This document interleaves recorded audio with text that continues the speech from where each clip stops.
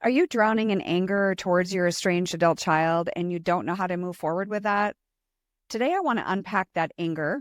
I want to talk about where it's really coming from and how to finally start finding peace.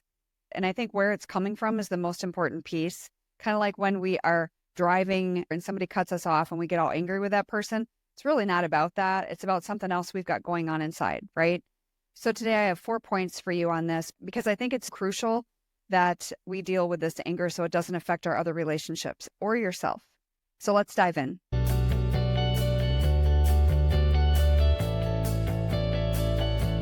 Number 1 is understanding the root. What does that mean? Anger is a surface emotion. So it is really masking a deeper feeling like sadness, disappointment, or helplessness. You could feel those things. And then anger is the surface emotion that comes out. I want you to think about what is it that is triggering your anger? Is it an event? We just are overcoming here through the holidays. Maybe that was it. Maybe it was unmet expectations. Could have been the holidays. It could have been something else. Maybe specific words that are used. We all have these triggers. What is triggering your anger? I want you to think about that. Ask yourself the question, what am I truly angry about? It's usually not what you think. For example, your anger might be stemming not so much from your child's distance, but more the loss of the close relationship that you always dreamed of or that you had and that you're lacking right now in your life. So that could be that. Number 2, remember that anger is normal. It's not fun, but it's normal. It's a normal response because you're human. And it's also a normal response to estrangement that shows how much the relationship actually matters to you. It's not the anger itself that is bad, but how you respond to it. That's what makes the difference. And so if we ignore it or we repress it, which a lot of us do, that's going to harm your health, not anybody else's. But it also can damage other relationships in your world. And so we don't want that. So I want you to reframe some of your thoughts in regards to that. So if you think about your adult child and you're thinking, they don't care about me. What if you reframe that thought and say to yourself, I feel hurt and I'm frustrated because I miss her, because I miss him. If you can actually name it, it will help reduce some of that intensity.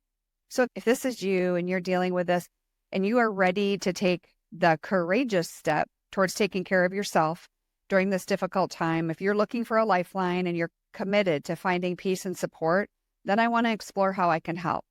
So I want you to book a discovery call with me. It's an opportunity to focus on you, your journey, see if we're the right fit for coaching together.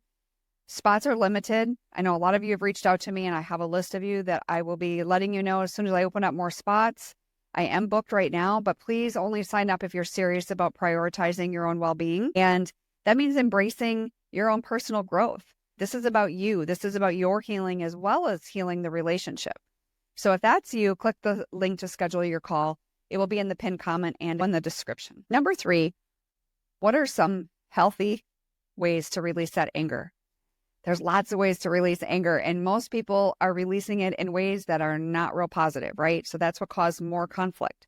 So if you thought about releasing it more in journaling or mindfulness, prayer, physical exercise, these are positive things that can help channel that energy, that anger, in a more constructive way.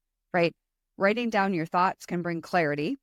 Walking, your deep breathing, intentional breathing, I should say, like release that tension for yourself.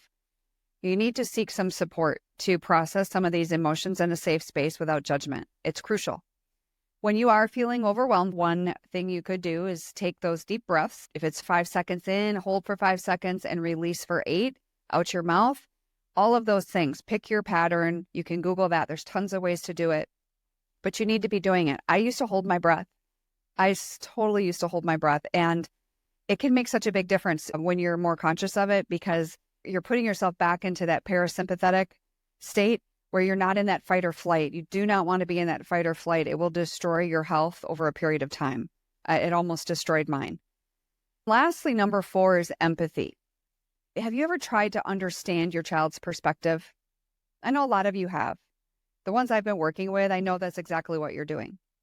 However, this is not, and hear me when I say this is not to excuse their actions. If something horrible has happened, completely disrespectful, demeaning, But I want you as a mom to be able to find a path towards understanding. So if you don't find that path towards understanding, who is, right? I want you to think, what could they have been feeling or experiencing during our last conflict or the last conversation or whatever it is that happened in your family?